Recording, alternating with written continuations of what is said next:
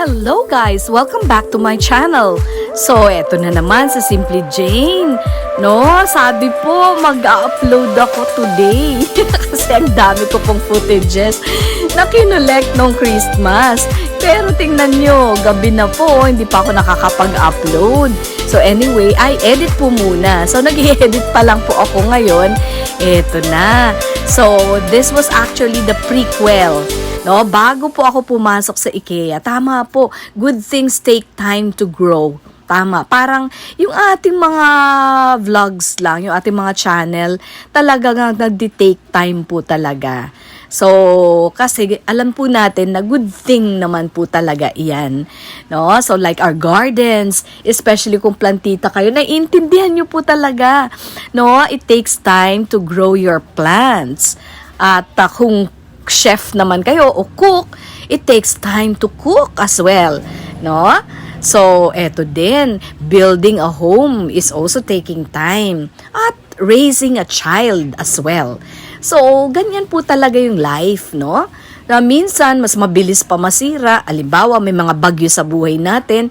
Pero, ang hirap at ang tagal po to rebuild.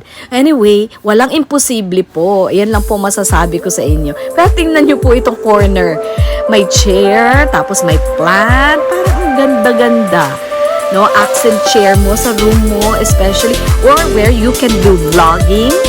So, that's a nice idea. Hindi po ba? Parang ganun na nga po.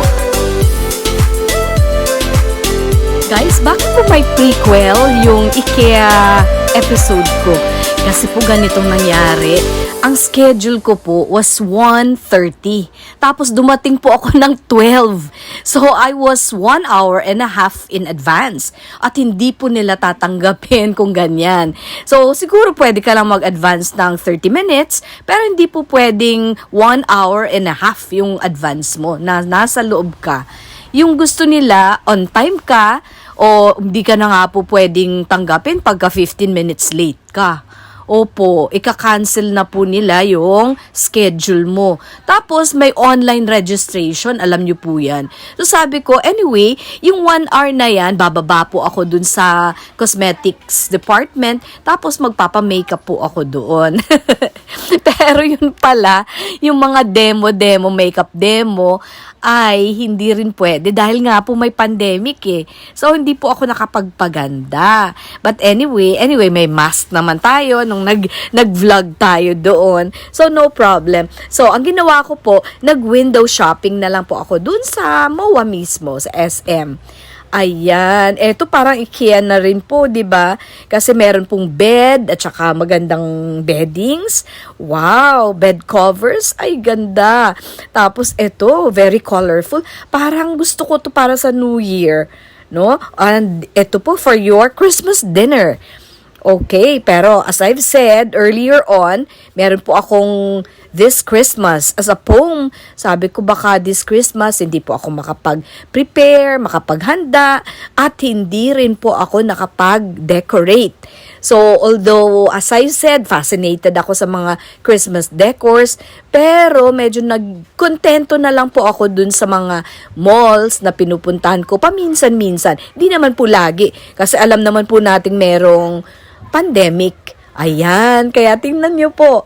So, nag-window shopping lang po tayo dito. Mamili kayo dyan. Imagine, yung meron po akong Christmas tree sa province na iniwan ko din lang po. 6 feet tall. Opo, 6 feet tall po yun. There was once a Christmas na mga Barbie dolls po yung mga decorations ko kasi nakapag-collect na po kami ng napakaraming Barbie dolls, no? Kasi when my child was growing, so yun, every week, every month, mga ilang Barbies po yung kanyang, ay nako naman, that was my sin, oh Lord have mercy. Talaga naman yung mga nanay na hindi makahindi sa mga anak nila, no? Lalo na pag nanonood kayo ng mga Barbie episodes. Yun po, oh. Tingnan nyo, ang ganda. Ang ganda-ganda nitong Christmas Village. So, yung iba, kinokollect nila yung Christmas Village miniatures, mga ganito po. Tapos pagka nakapag-collect na sila ng napakarami, gumagawa na sila ng Christmas village na isang room o isang house. Parang ganyan na nga po. No?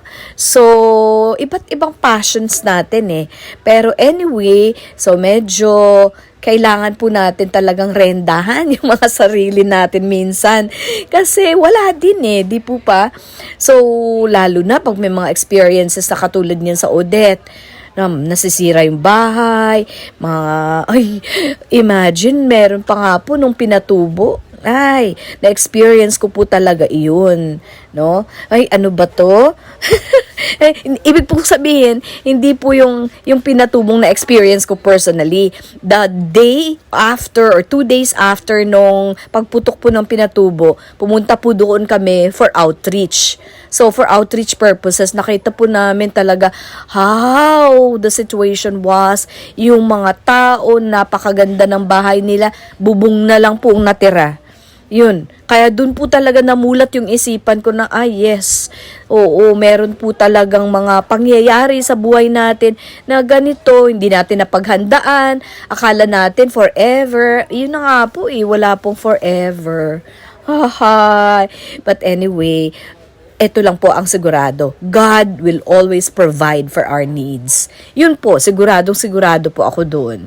So, ewan ko lang po sa mga experiences ninyo in life, pero experience ko po yun in my personal life. So, and I can attest to that. Ito po, testimony ko na din po sa inyo.